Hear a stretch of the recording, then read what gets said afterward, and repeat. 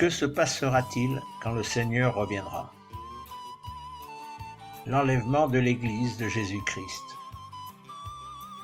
par Olav Rogde.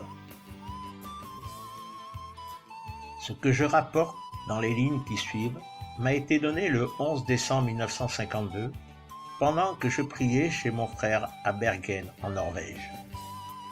J'ai été profondément bouleversé. Je me suis senti fortement poussé à l'écrire. Tout d'abord, je pensais que c'était le produit de mon imagination. Mais après avoir longtemps prié, j'ai réalisé que c'était la volonté du Seigneur. Je désire que ces quelques lignes réveillent les âmes et les préparent pour le retour de Jésus-Christ. Il est 9 heures du matin. Madame Andersen est assise devant le poste de radio pour écouter l'émission destinée aux petits-enfants. Elle apprécie beaucoup cette émission, à laquelle on mêle aussi un peu de religion.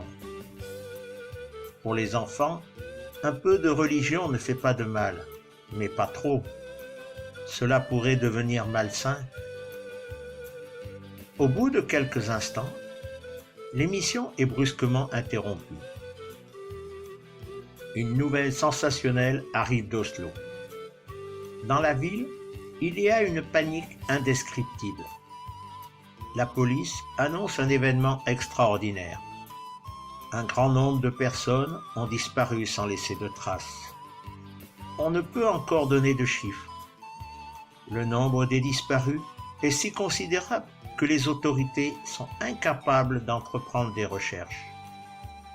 Mais elles demandent aux familles de fournir des renseignements exacts concernant le lieu et les circonstances de la disparition. Un peu plus tard, la radio annonce que sur la place du marché, quelques vendeurs ont disparu subitement pendant leur travail. Une personne qui vient d'acheter des fleurs raconte qu'au moment de payer, le marchand, cherchant la monnaie dans sa sacoche, a brusquement disparu. Elle l'a entendu prononcer ces mots « Merci Jésus ». Mais lui, elle ne l'a pas vu. Elle s'est frotté les yeux, car il lui semblait être dans un brouillard. Et quand elle les a ouverts de nouveau, l'homme avait disparu, ainsi que le brouillard. Au même moment, on a entendu hurler une jeune femme qui a trouvé vide la voiture de son bébé. Elle court et crie « Quelqu'un a volé mon enfant! C'est un enfant de 8 mois! Où est-il? Où est la police ?» Oui, la police est présente, mais que faire en pareil cas? De tous côtés on appelle et l'agitation est grande. Un commerçant bondit hors de son magasin en criant au secours. 2 de ses vendeuses viennent de disparaître. Que se passe-t-il donc? Également de Stockholm arrivent des nouvelles concernant des disparitions soudaines, tout comme Oslo, et la ville se trouve dans un état de panique indescriptible. Plusieurs policiers ont également disparu. On apprend aussi des nouvelles similaires de Copenhague et d'Helsinki. De nombreux pays également affluent des nouvelles concernant des disparitions. Partout des gens sont portés manquants. La police ne sait plus quoi conseiller et devient impuissante à expliquer ce mystère. Madame Andersen se lève, elle soupire. « Seigneur mon Dieu, que signifie ceci ?» Elle sort, traverse son jardin pour aller jusque dans la rue. C'est un des plus beaux quartiers, aux villas splendides entourées de magnifiques jardins. Dehors, elle voit arriver Madame Holland, qui appelle d'une voix angoissée « Ruth, Ruth !» En apercevant Madame Andersen, elle lui demande « Aurais-tu vu un étranger passer ici ?» Ruth a disparu. Elle était assise sur les marches devant la maison pendant que je m'occupais d'un rosier. Et brusquement, elle a disparu. J'ai appelé et crié « Ruth !» Aucune réponse. Pourtant, j'ai eu la sensation vague que quelqu'un était monté par le chemin. Mais dans la confusion, on ne sait plus quoi penser et on ne comprend plus rien. Mais Ruth, Ruth, où es-tu? Qui donc l'a enlevée? Et elle pleure le désespoir. Au même moment, on voit venir M. Andersen.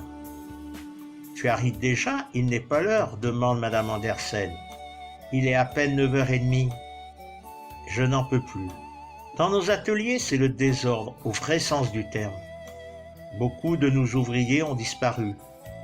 Pensant à un accident, on les a cherchés partout, sans en trouver aucune trace. Alors quelqu'un, qui se disait chrétien et qui fréquentait les réunions, je ne me rappelle plus son nom, répétait sans cesse « Maintenant c'est arrivé, maintenant c'est arrivé ». Qu'est-il donc arrivé, demandai-je. Jésus a pris les siens avec lui.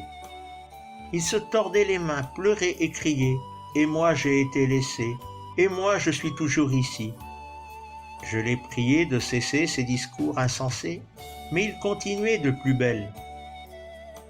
C'était terrible de l'entendre. Il y en a certainement d'autres qui sont dans le même désespoir, et je ne serais pas étonné aujourd'hui que nous ayons à faire des heures supplémentaires. Dans la ville, c'est encore pire. La circulation est devenue un véritable chaos. Des chauffeurs ont été enlevés de leur autobus et de leur voiture, et beaucoup de passagers manquent à l'appel. Les tramways ainsi que les automobiles et les taxis sont obligés de s'arrêter et forment de longues files dans les rues. Les véhicules qui ont encore des conducteurs cherchent à se frayer un passage. La police est impuissante. Madame Hollande, bouleversée, regagne sa demeure en pleurant. Andersen et sa femme entrent dans leur maison. La radio est branchée sur l'émetteur de Bergen. On annonce de tous côtés des disparitions. Toute la matinée, le téléphone sonne pour donner ou pour demander des avis concernant ce désastre. Beaucoup de navires en mer ont signalé des disparitions. À 11h, arrivent des informations de Londres. Toute l'Angleterre signale la disparition d'un grand nombre de personnes. Aucun d'eux n'a été revu. C'est le mystère le plus total. Quelques pasteurs ont réuni leur assemblée et ont constaté que c'étaient les membres les plus consacrés et les plus fervents qui sont ainsi partis. Parmi les disparus, on compte un certain nombre de serviteurs de Dieu. Un des principaux responsables a convoqué les pasteurs pour un échange de vues au cours de la soirée. Plusieurs heures se sont écoulées depuis les premiers rapports venus d'Oslo, et sans cesse, des avis de disparition arrivent de tous les pays. De l'Extrême-Orient, la nouvelle la plus sensationnelle vient de Corée. Là, les disparus se chiffrent par plusieurs centaines de milliers. Il est absolument impossible de décrire les faits tels qu'ils se sont déroulés pendant ces premières heures. Une profonde angoisse s'est abattue sur le monde entier. Partout, la population est dans l'agitation, errant dans les rues pour retrouver les membres de la famille disparue. Les mères cherchent en vain leurs enfants et leur angoisse est indescriptible. D'autres se moquent et beaucoup maudissent Dieu et les humains. Un homme parcourt la rue et s'agite en criant « Prenez garde, bientôt nous serons tous enlevés ». Il doit avoir perdu la raison. Une femme d'un âge avancé se tient immobile au coin de la rue. Elle a joint ses deux mains et regarde vers le ciel, puis elle dit « Oh non, si nous n'avons pas été trouvés prêts pour aller à sa rencontre lorsqu'il est venu, alors plus personne ne viendra nous chercher maintenant. Seigneur Jésus, aide-nous.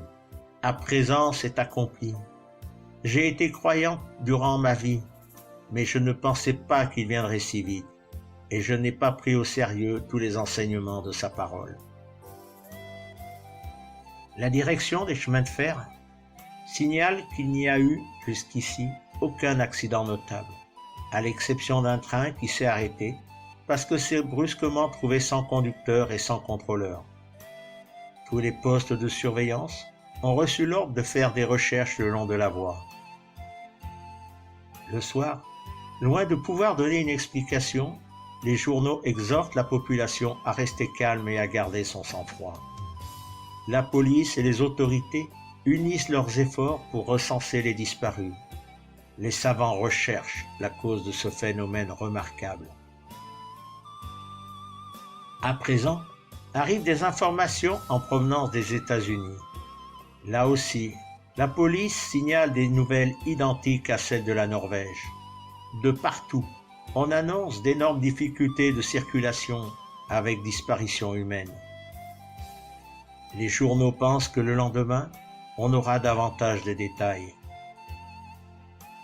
À l'heure des informations, on apprend que cette catastrophe a eu lieu de la même manière dans le monde entier. Jusqu'à présent, les grandes villes paraissaient être les plus touchées, mais des campagnes aussi affluent maintenant des indications concernant le nombre des disparus. Dans l'hémisphère sud, les mêmes faits se sont produits, parallèlement à ce que nous avons vécu ici. Une inquiétude terrible tourmente partout les habitants. Dans les rues, on discute sur cet événement. On conclut finalement qu'il doit y avoir un rapport avec les chrétiens et le christianisme. Ceux qui avaient connu les disparus affirment que l'enlèvement s'est limité essentiellement aux véritables croyants. Un ouvrier raconte: « Oui, Jean Olsen est parti, et maintenant il a pu réaliser ce qu'il avait prêché et vécu ici-bas. C'est que Jésus viendrait le prendre. » « Oui, répond un autre, j'en connaissais aussi un autre, lui aussi est parti. » « Oh, s'exclame quelqu'un, ces chrétiens qui en avaient parlé ont donc eu raison. Ils ont dû en avoir un pressentiment. Si seulement nous les avions écoutés, nous serions bien heureux à présent, au lieu d'être contraints de continuer à vivre dans cet enfer, dans ce chaos où tout va certainement encore empirer. »« Ah, tu le croyais donc? Dans ce cas, tu aurais dû partir avec eux. »« J'aurais bien aimé en faire autant, » répond le précédent en s'éloignant. En tout cas, le jour suivant, aucun des journaux n'est en mesure de fournir la moindre explication. C'est le mystère le plus complet. De tous les pays du globe arrivent continuellement des informations du même ordre. Des champs de mission, on annonce la disparition en masse des chrétiens. Seul un petit nombre d'entre eux étaient restés. On apprend aussi qu'au rassemblement de la veille, beaucoup de prédicateurs étaient venus. L'atmosphère de la réunion a été lourde et troublée. Leur rapport dit que plusieurs sont profondément malheureux. Il n'y a aucun doute, ce qui s'est produit n'est autre chose que l'enlèvement des croyants vers le Seigneur. Quelques-uns avouent que malgré leurs études en théologie, ils ne se sont jamais doutés que cela se passerait de la sorte. La nouvelle naissance et l'esprit d'adoption des enfants de Dieu leur étaient complètement inconnus. Un jeune pasteur s'exprime ainsi: « On ne nous a pas enseigné les choses de cette manière. Les professeurs ne nous ont jamais dit que les faits se passeraient comme nous venons de les vivre ces derniers jours. » Comme la police s'est adressée à la population afin de connaître l'opinion générale, le rapport suivant a été rédigé et approuvé par des responsables religieux. Ce qui vient de se produire pourrait être un des événements prédits dans la Bible, l'enlèvement de l'épouse, c'est-à-dire que Jésus serait venu prendre les siens avec lui. C'est tout ce que nous pouvons dire à l'heure actuelle. Mais la police se garde bien de faire publier la déclaration des pasteurs. Elle pense que cela n'est que le fruit de l'imagination. Par ailleurs, vu l'étendue de cette catastrophe, ce serait plutôt au gouvernement de s'en occuper. S'il y a un rapport avec la foi chrétienne, alors il faudra fermer toutes les églises et salles de réunion jusqu'à ce que la chose soit éclaircie. Au sein de la chrétienté, l'atmosphère paraît lourde.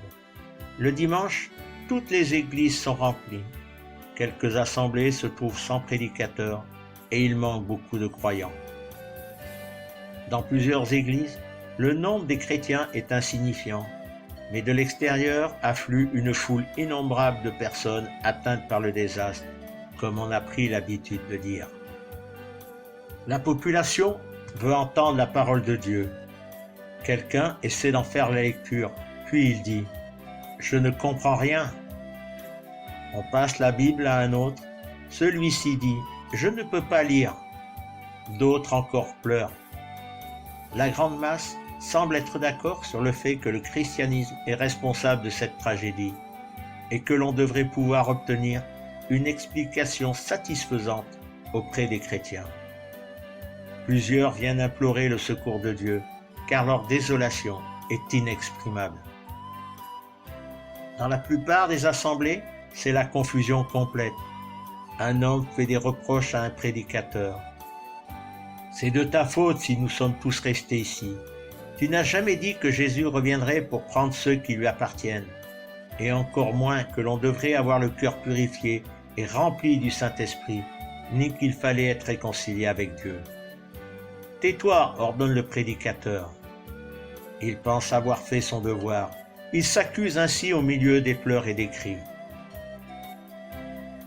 Pendant que les autorités considèrent le problème de l'enlèvement des chrétiens, en vue d'aboutir à une conclusion, un communiqué parvient de certains États. Il publie l'interdiction de toute préoccupation et de tout rassemblement chrétien. Il est interdit sous peine de mort de prononcer le nom de Jésus. Le monde doit détruire toute littérature chrétienne. En commençant par la Bible, tout cela doit être brûlé. C'est ainsi que commença un temps d'obscurité dans l'histoire de l'humanité. Une grande foule de chrétiens restés sur la terre ne voulut pas écouter les avertissements des autorités et continua à crier à Dieu. Ils furent emprisonnés. Le mot d'ordre était « Si tu maudis et renies Jésus-Christ, tu peux sauver ta vie ». Cependant, des milliers persévérèrent et il y eut des massacres inouïs. Beaucoup furent tourmentés terriblement jusqu'à ce qu'ils meurent. Il n'existait plus de loi et plus de défense. Satan était déchaîné. Malheur à la terre et à ceux qui l'habitent. Le monde entier était sous la puissance du malin, et plusieurs, ne trouvant aucun lieu de refuge, revenaient faibles au sein de la détresse. Dans tous les pays, on était d'avis que les chrétiens devaient être exterminés. Le prince de ce monde avait pris les pleins pouvoirs. Les enfants dénonçaient leurs parents et mettaient ainsi leur vie en danger. Alors s'accomplit la parole de Luc, chapitre 21, versets 16 à 17. Vous serez livrés par vos parents, par vos frères, par vos proches et par vos amis, et ils feront mourir plusieurs d'entre vous. Vous serez haïs de tous à cause de mon nom. Il est impossible de décrire cet état de choses. Pourtant, le Seigneur a dépeint tout cela dans le livre de l'Apocalypse, et le grand cri de ces infortunés était « Seigneur, daigne abréger ces jours ». Cher ami, ne prends pas le risque d'être compté parmi ceux qui restent. Place-toi devant le trône du Dieu Tout-Puissant et demande-lui humblement sa lumière et sa grâce. Il est encore temps aujourd'hui. Tu peux encore devenir la propriété de Jésus afin de partir avec lui lorsqu'il reviendra chercher les siens, comme l'enseigne la parole de Dieu dans 1 Thessaloniciens, chapitre 4, versets 15 à 18. Voici en effet ce que nous déclarons d'après la parole du Seigneur. Nous les vivants, restez pour l'avènement du Seigneur. Nous ne devancerons pas ceux qui sont morts, car le Seigneur lui-même a un signal donné. À la voix d'un archange et au son de la trompette de Dieu, descendra du ciel, et les morts en Christ ressusciteront premièrement. Ensuite, nous les vivants, qui serons restés, nous serons tous ensemble enlevés avec eux sur les nuées, à la rencontre du Seigneur dans les airs, et ainsi nous serons toujours avec le Seigneur. Consolez-vous donc les uns les autres par ces paroles.